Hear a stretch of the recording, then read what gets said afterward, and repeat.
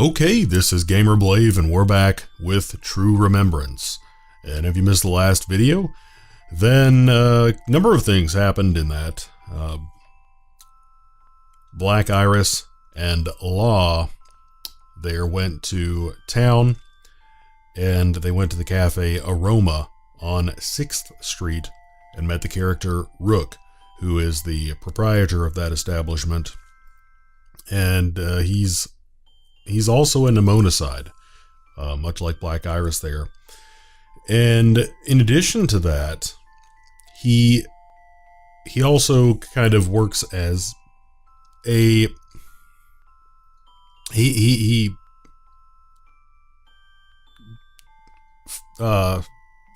is a liaison, kind of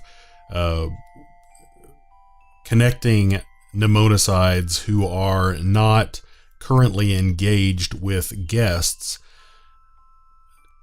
to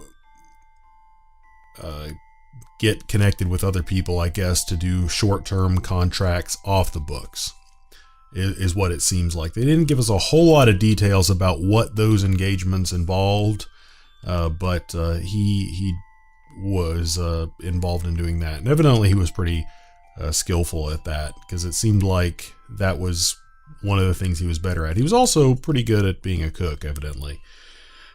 And that's what we did. That's what we found out. We also found out Dexter is the supervisor of the mnemonicides, or at least a number of them. Maybe not the head honcho, but at least he's directly above Blackiris and Rook. We haven't met him personally, but they did talk about it. Now, we also found that earlier in the first episode, Blackiris mentioned that he had never been assigned a female, but they did particularly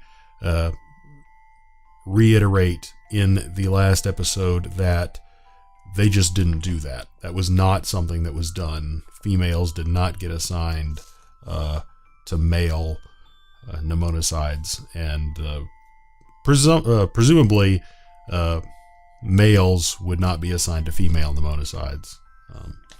I would imagine that would go both ways. So, that's pretty much where we are now. In well, actually, I guess I did leave out one very important detail. Rook had not known that Blackiris was with a guest and had set him up one of these black market contracts.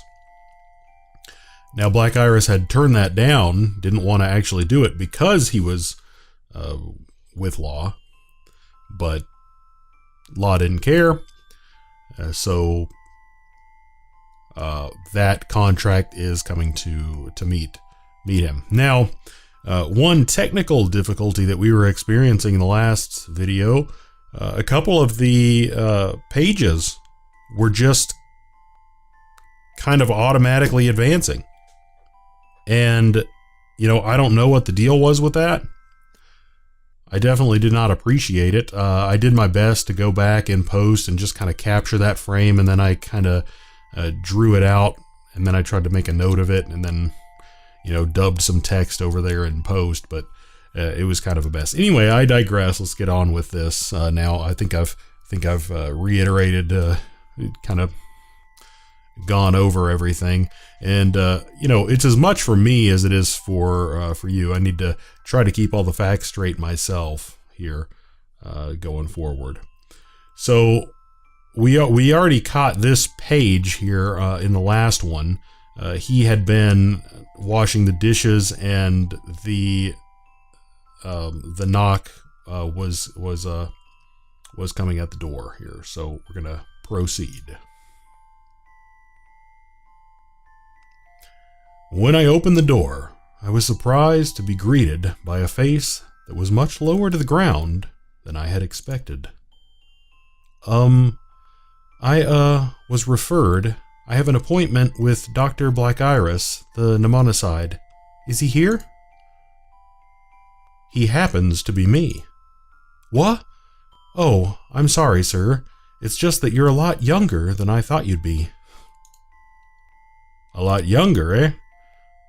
That was my line. Rook, man, you're killing me here. You didn't tell me that we're starting a babysitting service. I mean, he was younger than Law, even. A lot younger. When Rook had told me that this client was well connected, I'd assumed that he was talking about a governmental official or a captain of industry. Not this. My name is Marcello. Nice to meet you, sir. Now, that could be Marcello or Marcello. I'm not really sure. I'll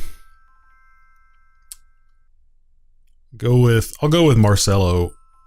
Well, no, let's go with Marcello. Shoot, I don't know. Flip a coin. Also, I'll go with Marcello because that's what I said first, but I'm not sure what the actual pronunciation would be. Let me go ahead and note his name here. Let's see. He's the next character that we met.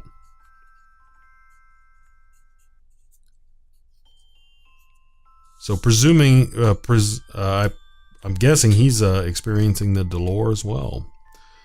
The pleasure is mine. Please come in then, Marcello. You may call me Mar, if you please. If you please, huh? Well dressed, and with a haughty manner of speech to boot. So I was definitely dealing with a rich kid then. Great. When Mar stepped into the living room, Law almost dropped the plate.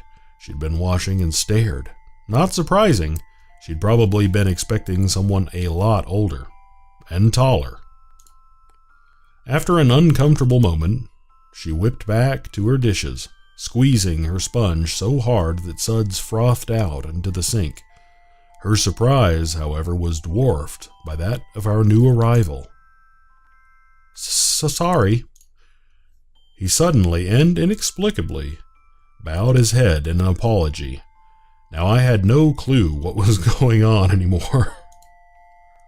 And seeing as he was flushed beet red, I didn't want to know what was going on inside his head right now either. So I sighed and hastened to explain the situation, but... Mar, this is Law. Oh, I'm so sorry.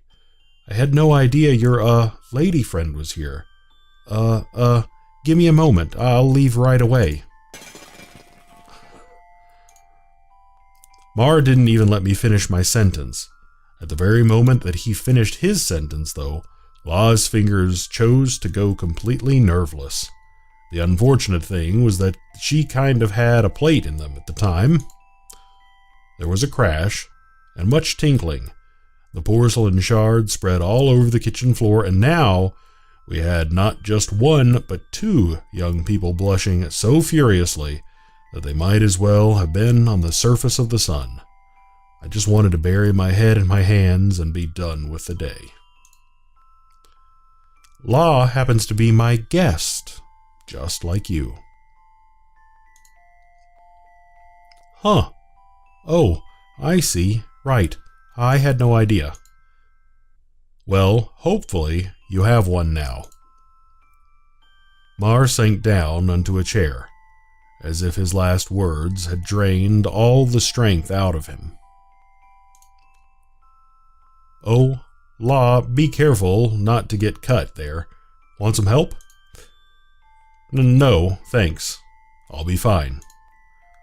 That didn't make me worry any less about her, but now that she'd said she'd be fine, there wasn't much I could do. So instead, I turned to Mar and began anew. As you already know, I'm Blackiris, a Mnemonicide. I will be your guide for a short time. Should you wish to call me by any other name, go ahead and do so. I won't mind.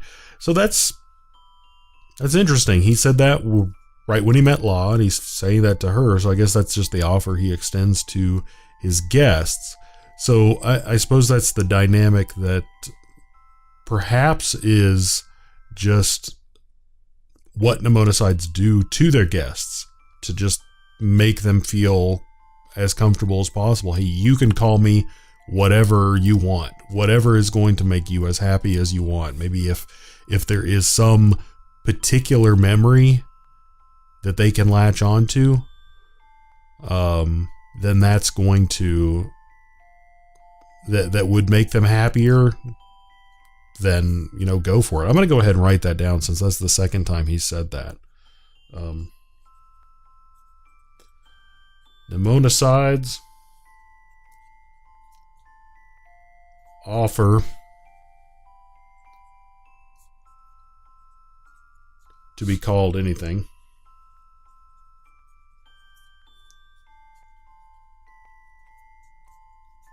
By guests.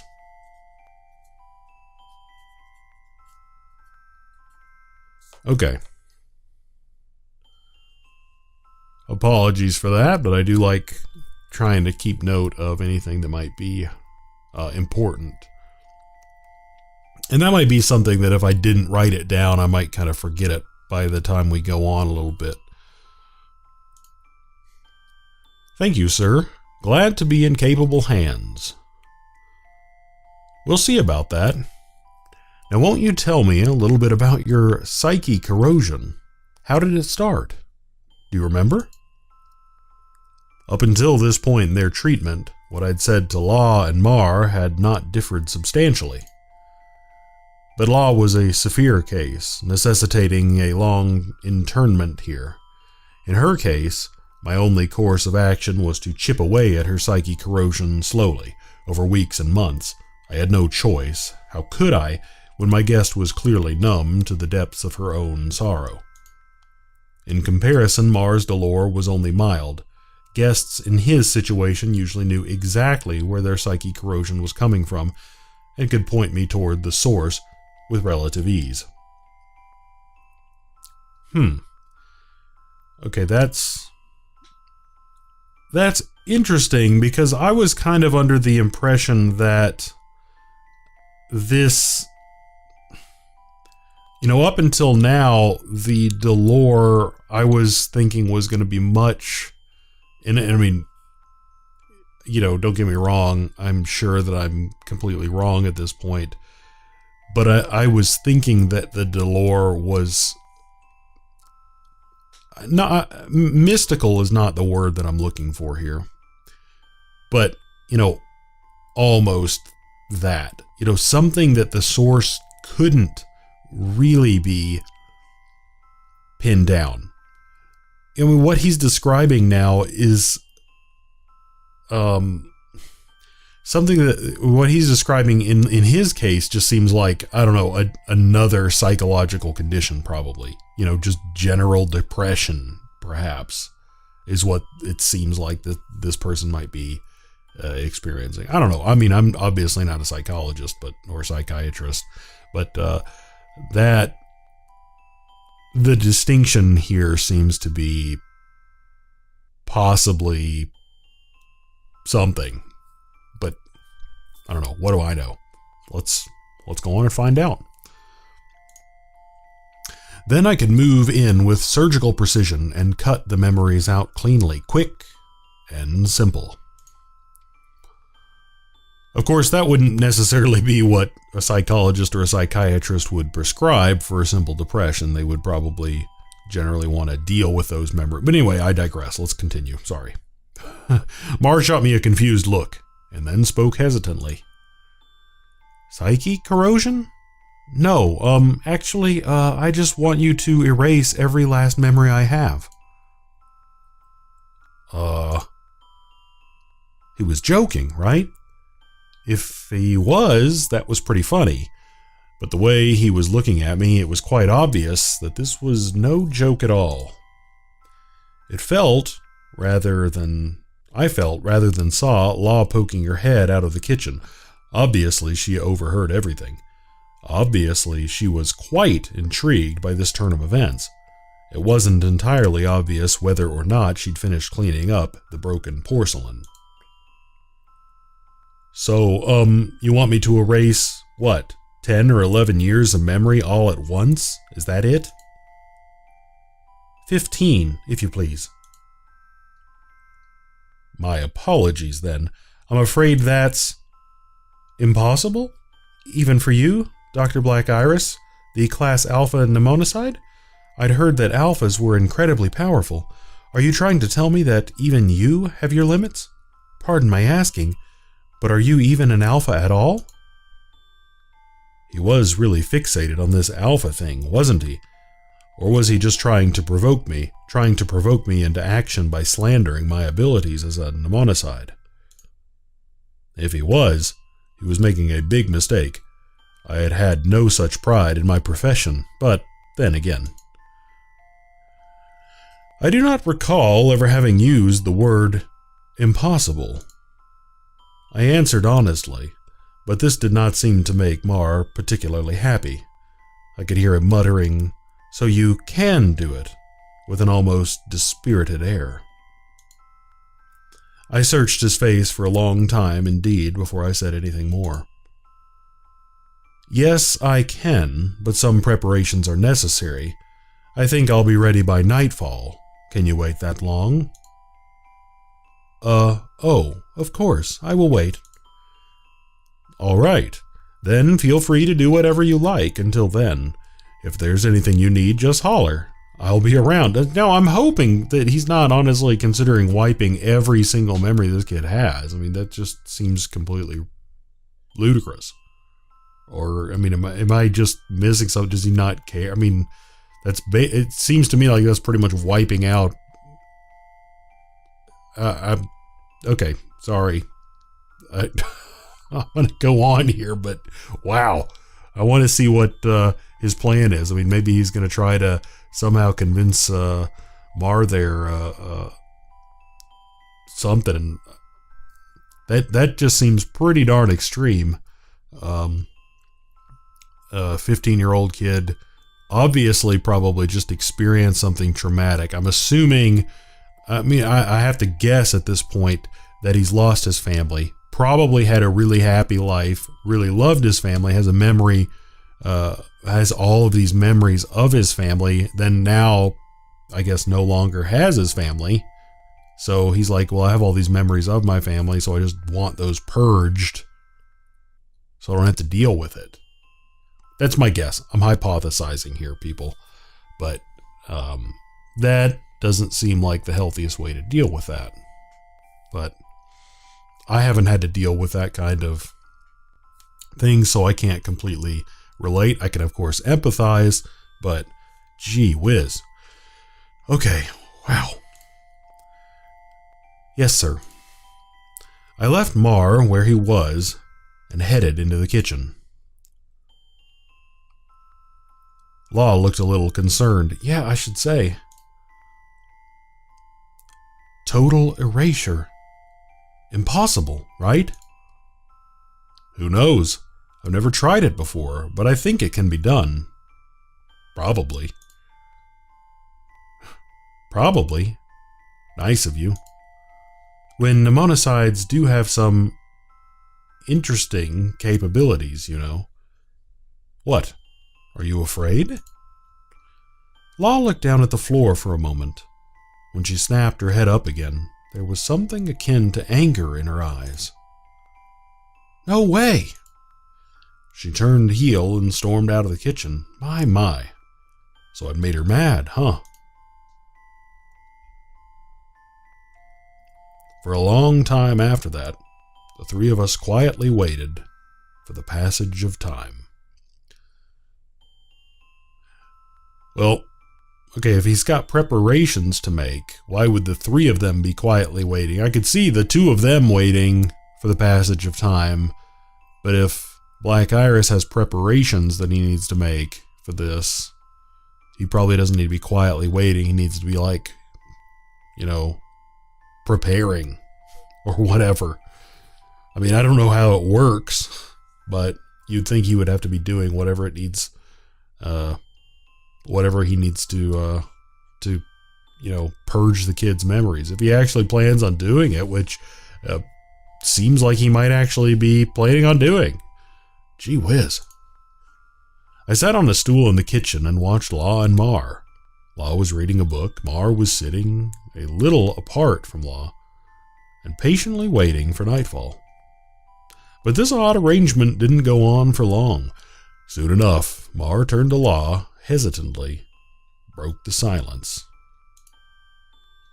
If I may inquire, what book are you reading there?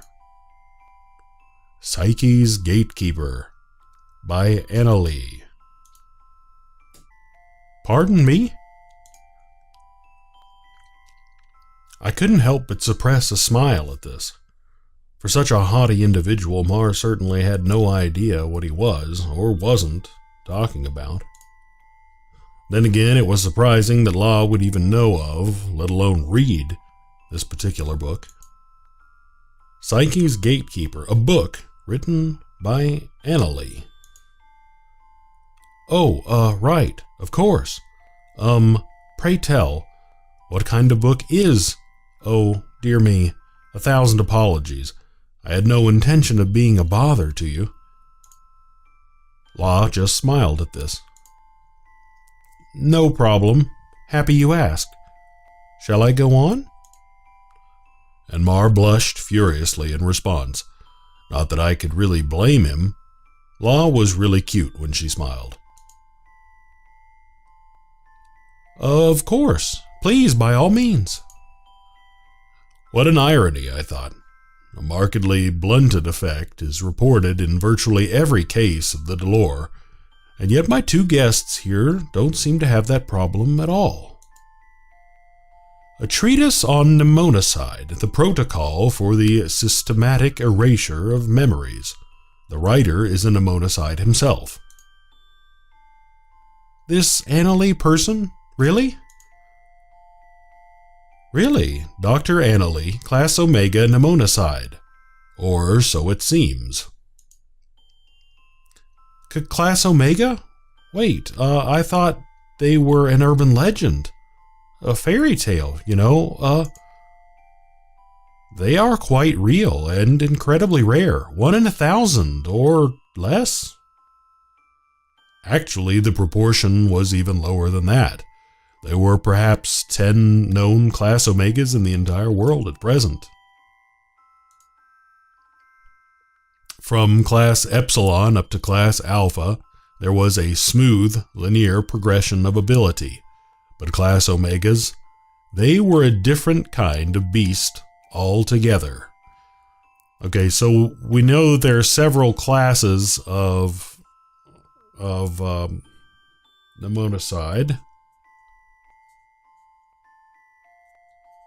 Let me write that down.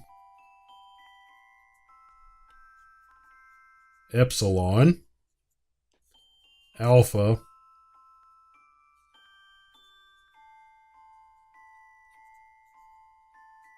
and Omegas are extremely rare.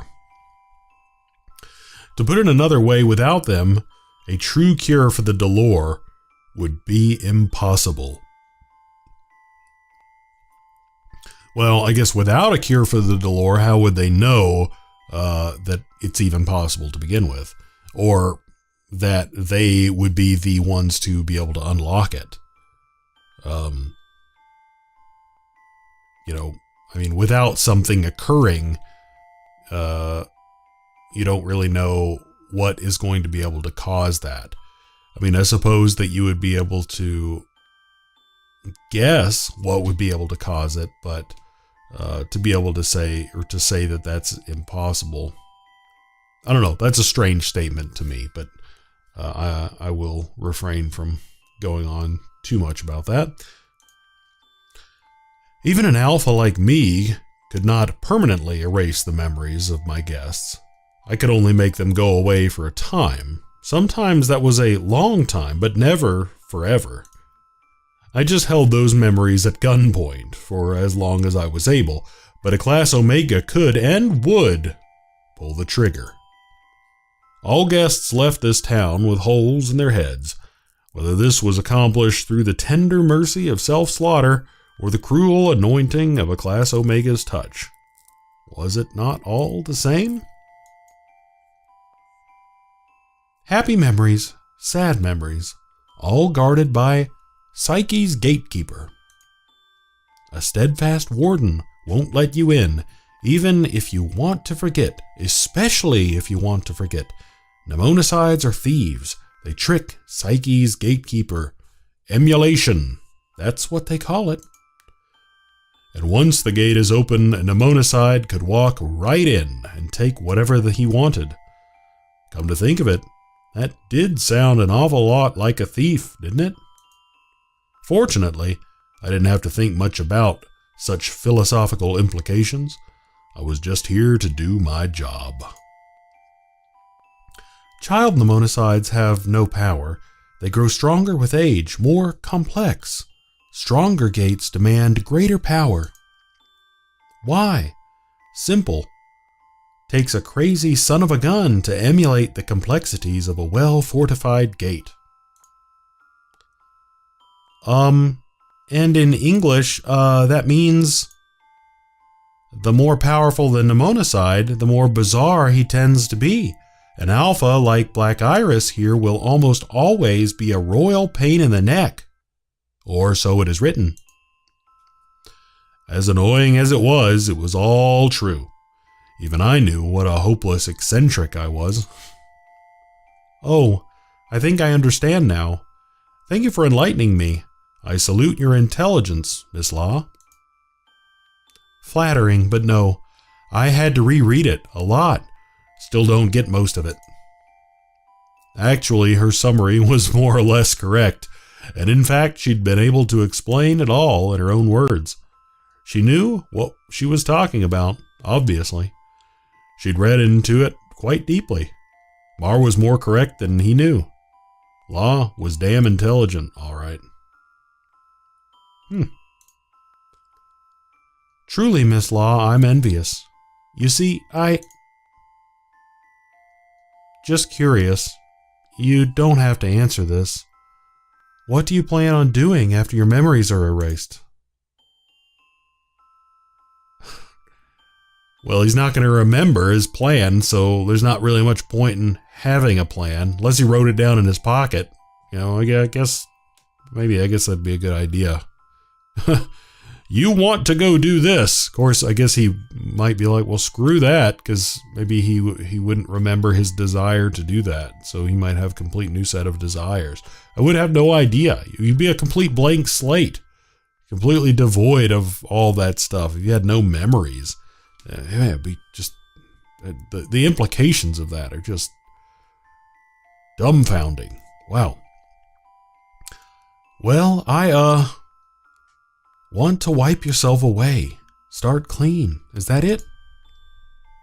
That may well be. Mar muttered as he nodded, weakly, but instead of pressing him, Law simply waited quietly for his next words. She didn't have to wait for long. I am not strong, nor am I intelligent. I cannot even converse smoothly with other people. I'm a failure without any recourse. Even were my mother and father to have any expectations of me, I would never in a million years be able to meet them. I would be better if I were dead. It would be better if I had never been born. Your parents say that? No, not at all. They would never say anything like that. They have always said that they love me, just the way I am. That makes me very happy. But still. Okay, well, man, I was wrong. Swing and a miss here, GamerBlave. Gee whiz. He evidently has very loving parents, and yet still he wants all of his memories purged. Wow. I was way out in left field on that one. It pains me that they are forced to nurture me in that manner. I cannot forgive myself for my own lack of ability. Yeah, I'm stumped too. I got nothing to say about that. This is boggling my mind. He seems like a completely... He's able to form his thoughts. I mean, he stumbles a little bit at the beginning of sentences, but I mean, he's pretty well spoken for a 15-year-old, I think. He seems reasonably intelligent. I don't see what his problem is. Enviable. Huh? That you have such loving parents. They truly are, and I truly appreciate all they've done for me. You don't appreciate it that much if you just want to essentially wipe yourself out here. You want to throw that away? Are you really so sure? La met Mar's bewilderment head-on with a vague, clouded smile, and then she said no more. I got off my chair and walked into the living room. It's time, Mar. My preparations are complete. We can begin at your convenience. And look at his face. I think Law might have potentially planted the seed of doubt in his plan here. Huh. Oh, of course. I'm surprised if it seemed like Blackiris had overheard a good deal of that conversation. And when that doubt crept in, I'm surprised he's not waiting for those seeds to grow into something. It seemed like Blackiris had some hesitation about that plan. So, maybe it's time to kind of cultivate that a little bit. I mean, I would be, but I'm a little hesitant about this plan. I definitely don't want to see him go through with it. Very well. Final confirmation. You want me to erase all 15 years of your past existence? Yes, sir. I will not, however, tamper with any memories that are necessary for your basic function, like going to the bathroom, eating, things like that. I trust you understand why that is. But for the rest, all your happiness, all your sorrow, all your love, all your hate, all your suffering, all your pain, all that is within you, will die. To die? Correct. He gulped loudly. His eyes were wide as saucers. I gazed back at him coldly. The loving kindness of your parents, too, will die, along with you. Now Mark grew very pale and started shivering. He struggled to gain control of himself for a while, and eventually managed to issue some noises that sounded vaguely like words from his quavering lips. I think... Changed your mind, have you? Yes, sir. He nodded slightly. Obviously, he was close to tears. I let out a sigh. I'm afraid it's a bit too late for that now. Whoa! What?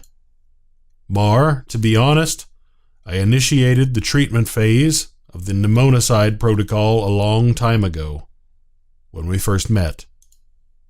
What? But how in the world? Did I not tell you from the very beginning? My name is Blackiris. I am called that for a reason.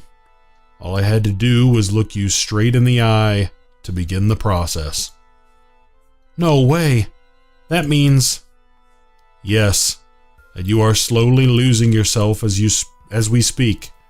Impossible to say exactly how long it will take, but rest assured that your memories are withering away and dying, one by one. Man, I hope he's screwing with him. So gently, in fact, that you yourself will never notice. It can't be. I'm not sure if he's screwing with him or not. Tears began to flow from his eyes, as if some dam inside of him had burst at last. I stood there silently, waiting for his next move. No! No! I beg of you, give me my memories back. Please, I'll do anything. Just give them back. Give myself back. I don't want to die. I don't want to die.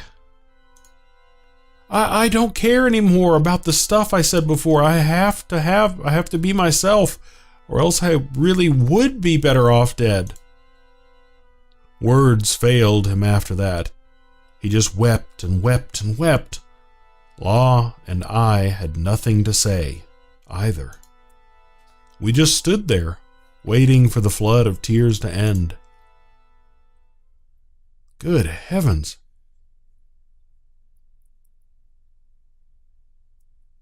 We waited forever. Silence draped the room like virgin snow. Mar looked exhausted.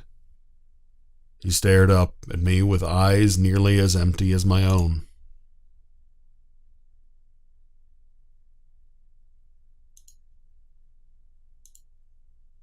Dr. Blackiris, thank you for everything.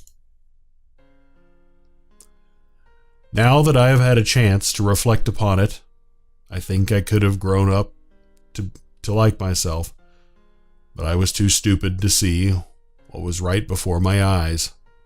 And now it's all gone. I hate having to say this to you. It feels too much like a sermon to me. But it occurs to me that it's a miracle in and of itself to be loved the way you were.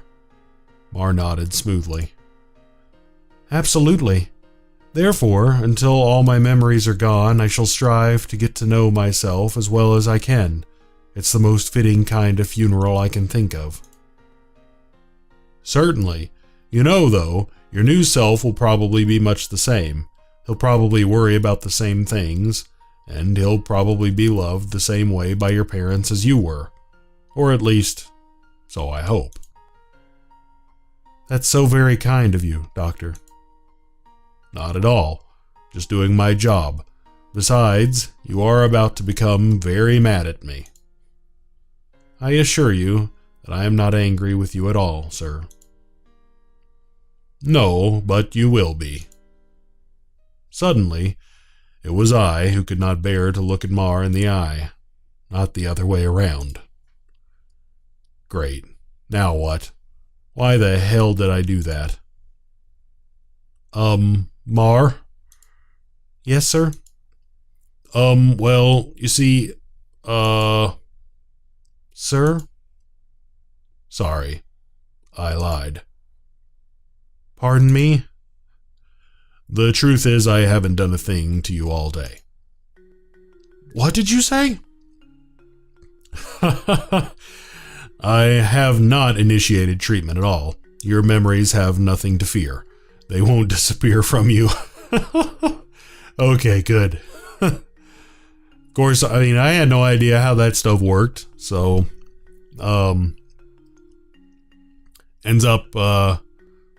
he ended up pulling a fast one on him, making him appreciate his situation a lot more. And it was a bold move, I guess. Because I guess it could have made him lash out in the other direction a little bit more violently. But it ended up paying off and making him appreciate his situation a little bit more. So, a gamble that paid off. What the? Oh my God, you tricked me. That's right. I'm sorry. Sorry? Wait, that means... Mar yelped in utter consternation. He looked so wretched now that I quite regretted what I had done, but it was too late for apologies, or so I thought. But the reflective mood left as quickly as it had come, for Mar burst into peals of unstoppable laughter. Ha ha ha ha ha ha! He was laughing so hard that at first I thought that he'd gone off the deep end for good. But there was something about his smile, the first real smile I'd ever seen from him, that told me otherwise. Behind me, I heard a high, warm voice raised in merriment. That was Law, and she was giggling. Oh well, whatever I could live with... Oh well, whatever. I could live with this every once in a while, as long as it was a long while. How about that?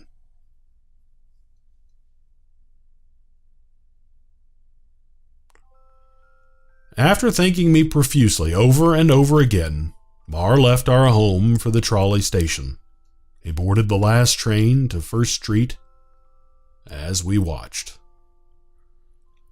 How about that? So we took care of our black market guest, Marcelo, aka Mar, and did it without actually really doing any memory finagling. He just kind of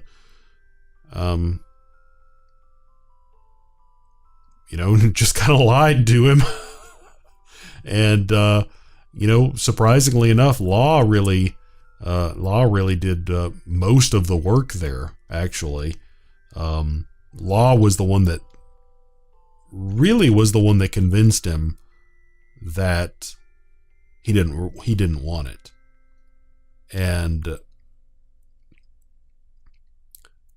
Blackiris more or less was just screwing with him at that point.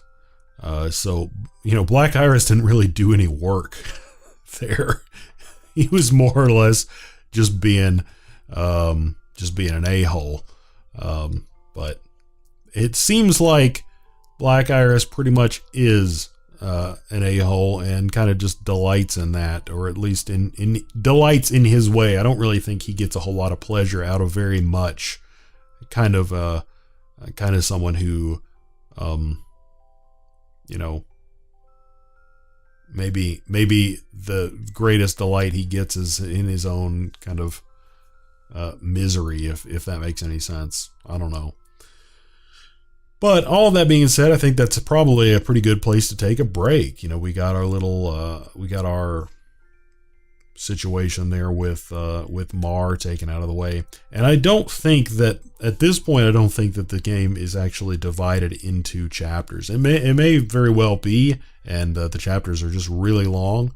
So if that actually is the case, then we will just divide it into parts, or whenever I think that the pacing is appropriate. And since we had Mar wrapped up there into a nice little bow there, I think that's probably a good place to take a break. So what did we learn here? We learned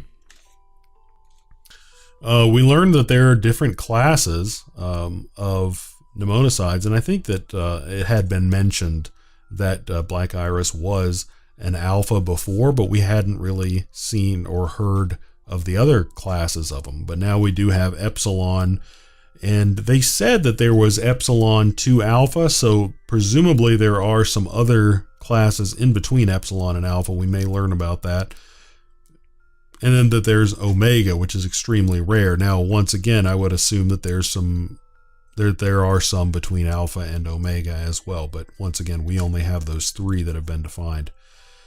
And that mnemonicide, or at least Blackiris. Now, I don't know if it's mnemonicide protocol in general, but Blackiris, whenever he meets a guest, he says, "This is my name, but you can call me whatever you want." And I'm assuming that that's just kind of, hey, do this if it makes you feel more comfortable. If it's just kind of offering this little piece of whatever may make you happier.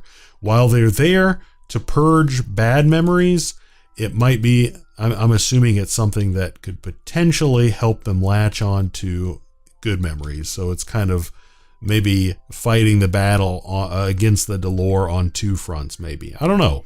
Just a theory. So, I guess we will see if that bears any significance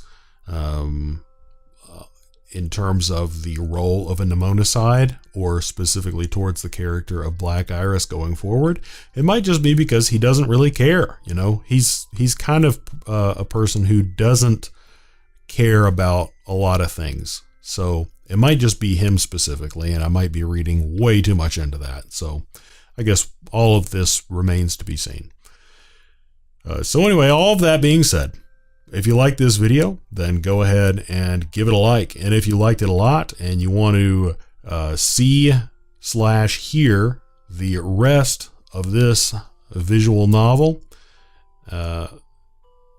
and you are not already subscribed to this channel, then go ahead and subscribe if you are so inclined. But regardless, as always, thanks for watching, and we are going to be picking up right here next time.